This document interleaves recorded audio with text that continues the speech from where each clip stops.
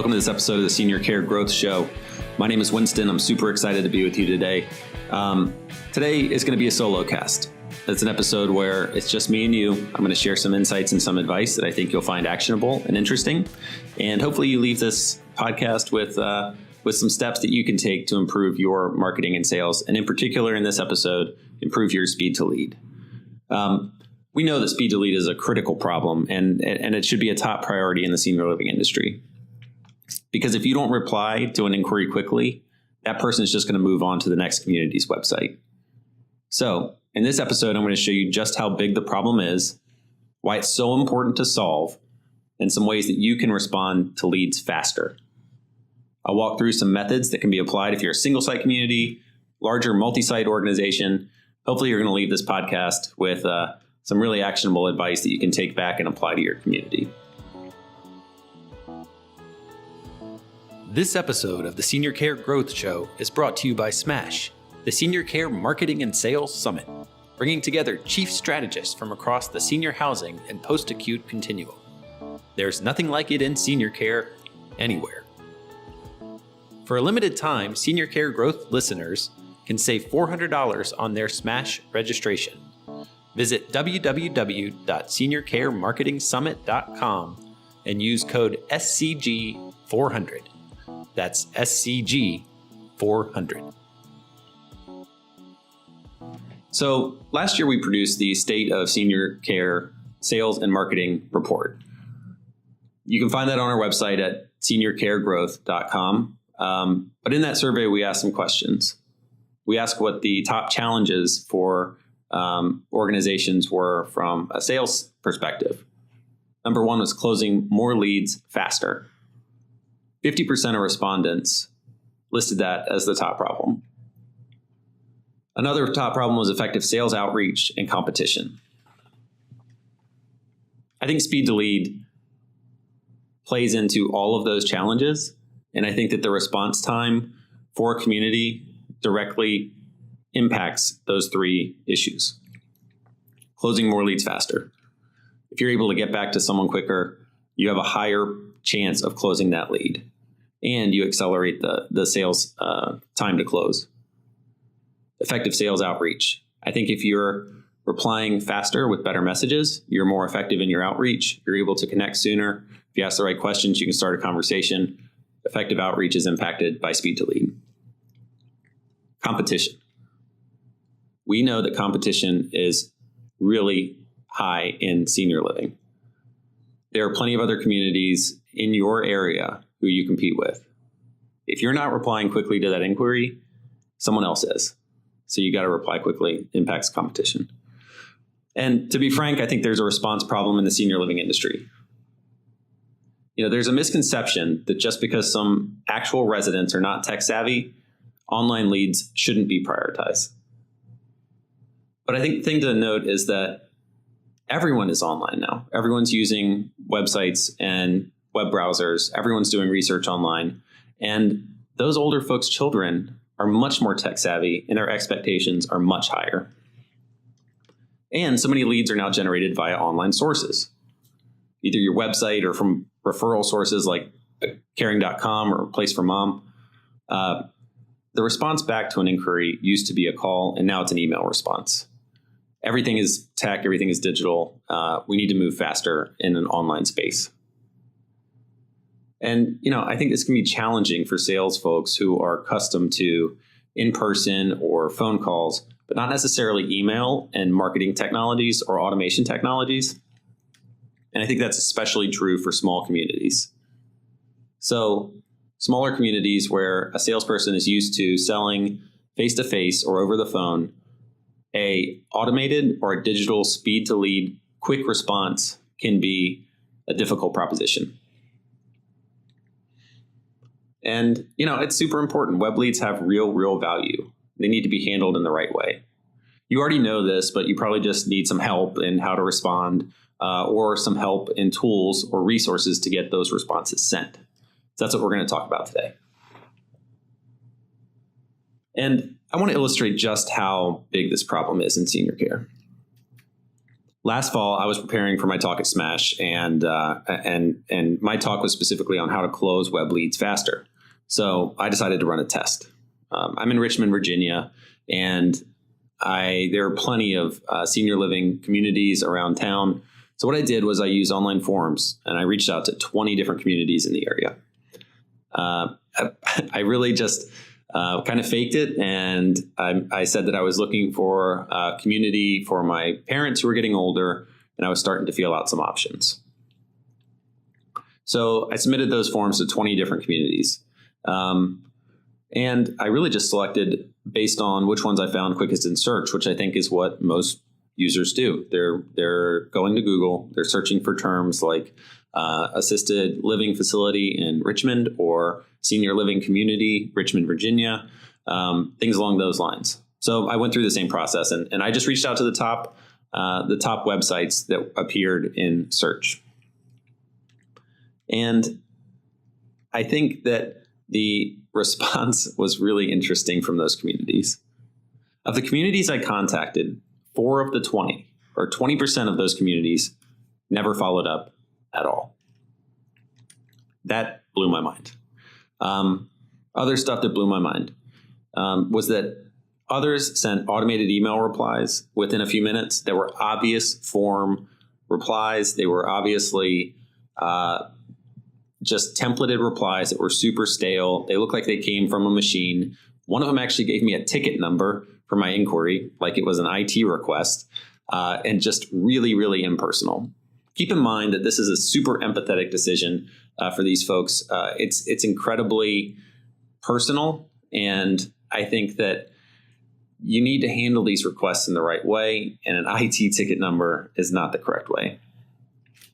Of the 8 communities that I reached out to, of the 20 communities I reached out to, 8 of those sent 1 to 2 emails on the first day alone and no additional communication. Only 2 followed up beyond a 24-hour period. Think about that for a second. When I asked for information, only 2 of the 20 replied beyond that 1-day period. 7 of them called, and of those that called, 3 called but never emailed at all. So I only got 1 form of communication, that was a phone call. 8 communities sent 1 to 2 emails on the first day and never followed up beyond that initial outreach. That to me is just crazy. If you're not following up within 5 minutes, you're not meeting marketing best practices or sales best practices, and your audience is moving on.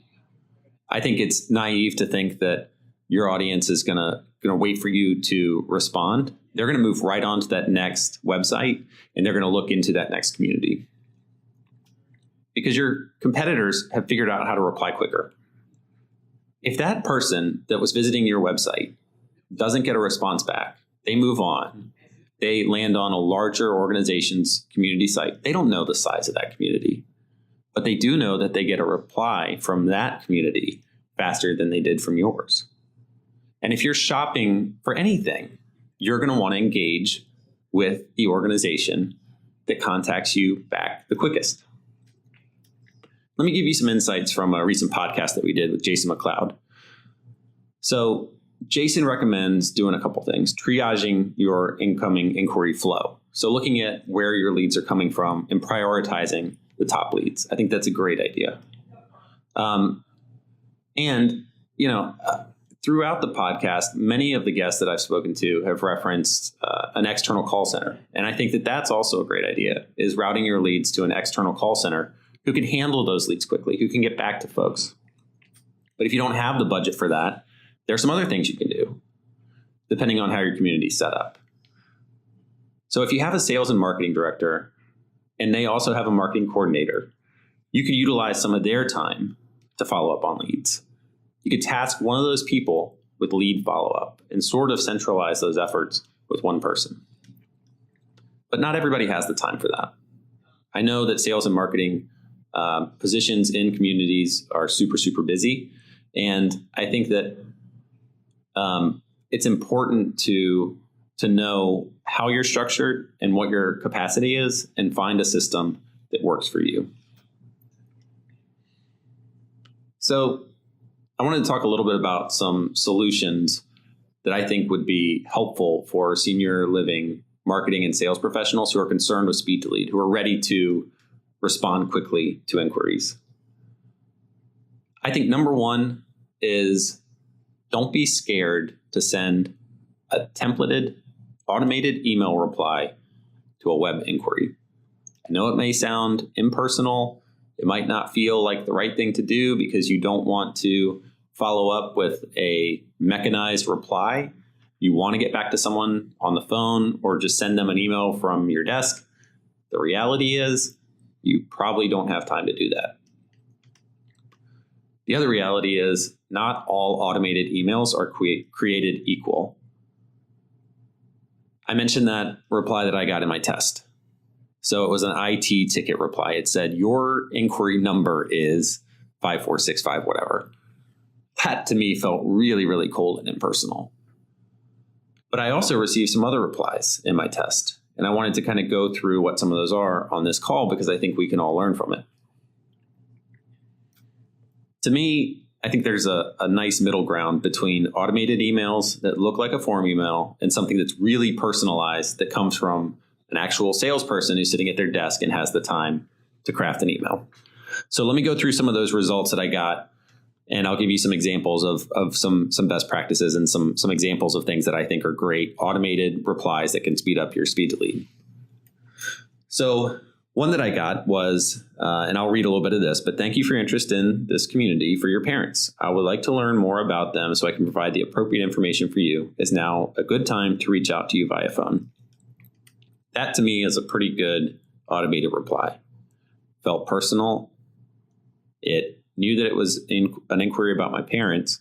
And by the way, you can set that up so that when the form on your site says, who are you looking or who are you researching for? Is it for yourself, for your parents, a loved one? Then your automated reply can be based off of that button click. Again, it's automated, doesn't have to feel impersonal. So that was really good. I thought that was a short reply. And I also got a massively lengthy reply. So one of my inquiries, I asked about pricing, and that was a drop down in the form. And the reply that I got, I won't bore you with the full response, but here's the quick synopsis. There were 5 paragraphs. There are 20 bullet points around features and benefits of this community, and there are 4 pricing options. How likely do you think I am to read through that entire email? Probably pretty unlikely. Now, you might be thinking, well, we want to share as much information as possible. We want to be transparent. We're trying to give them the information they ask for. It's too much too soon. You're going to overwhelm them. So bullet number 1 all-inclusive monthly fee with no move-in fees. What does that include? What does all-inclusive mean? My point here is you're not going to be able to clearly articulate what the benefits of your community are in an initial contact email. The other thing too is it talks about a small suite that's available for $5,312.26. Very precise monthly rate. But I don't know how small that suite is and what that price includes. There's just too much information here and not enough explanation. I just think that this is getting way too in the weeds. I would not recommend sending that much information in your first automated email reply. Now, there were some that I thought were excellent. So here's one that I really, really liked. I'm going to read this verbatim so that you can hear the reply, and hopefully maybe you can use some of this language in your own automated outreach in that first automated touch point. So this was the best one. It starts with, my name is Emily, and in follow-up to your online inquiry, I am here to welcome you to our community in Richmond. And they had the name of the community. Serving in the role of senior living counselor, I understand this can be a challenging process and would like to connect with you directly to more personally answer your questions. I attempted to contact you via phone as well and welcome a callback or email at your convenience. Next paragraph. I would also suggest considering a time that would be convenient for you to visit and talk in more detail about what it is that's important to you. An in-person visit is truly the best way to learn more about our community and to see our mission in action. Just let me know what day and time is best for you." Then she closes the email. "It is a joy and privilege to serve you." That to me was one of the better automated email replies that I received. First off, it doesn't feel automated, but I guarantee you it was. And if it wasn't automated through a marketing automation platform, it was sent and it was a templated email that was drafted well in advance of my inquiry. This was carefully crafted messaging that did a couple of things. Introduced a human who I would have as a contact. It empathized with me and said that this can be a challenging process and that they'd like to connect with me directly. And it offered, at my convenience, for me to come in and take a tour. To me, that's great. This is a first touch reply to an inquiry, and something along these lines does a couple things. If you automate it, it takes the onus off your sales team to follow up with that lead. It also starts a conversation quickly, and it puts the onus on the lead to reply back and let you know when a good time for the tour is. So you're putting the ball in their court. So in terms of technology, there are several tools that you can use to get these emails sent. You'll hear them under the name of marketing automation. If you're not using a marketing automation platform currently, I would strongly recommend looking at some of the options and spending some time to figure out which one is best for you, and then adopting a marketing automation platform. If you're not using one now, you're pretty well behind the times, and it's time to catch up. These tools are or can be expensive, but the return in investment comes from quicker replies, spending less time for your sales team to manually send those replies, and they come with a host of other features as well. We're a HubSpot partner agency, and we love that platform. There are others available that are just, I won't say just as good, but there are others available that cover some of the similar functionality. We'd be happy to talk to you about those if you're interested in discussing further. Beyond just that initial follow-up and that quick speed to lead, this goes a little bit beyond speed to lead, but I do think that it's important mentioning marketing automation can help with sustained follow-up. So from our survey last year, we heard that the sales cycle ranged from a few weeks to up to a year to have someone close or move in. Other research shows that inquiry to move in at CCRCs is 18 months or longer. That's a long sales cycle. This is a very considered decision, and a lot of times it involves multiple parties. So you might need a deal stage in your sales process for alignment or for getting family members on the same page. Because it's such a long sales cycle, you have to stay front of mind.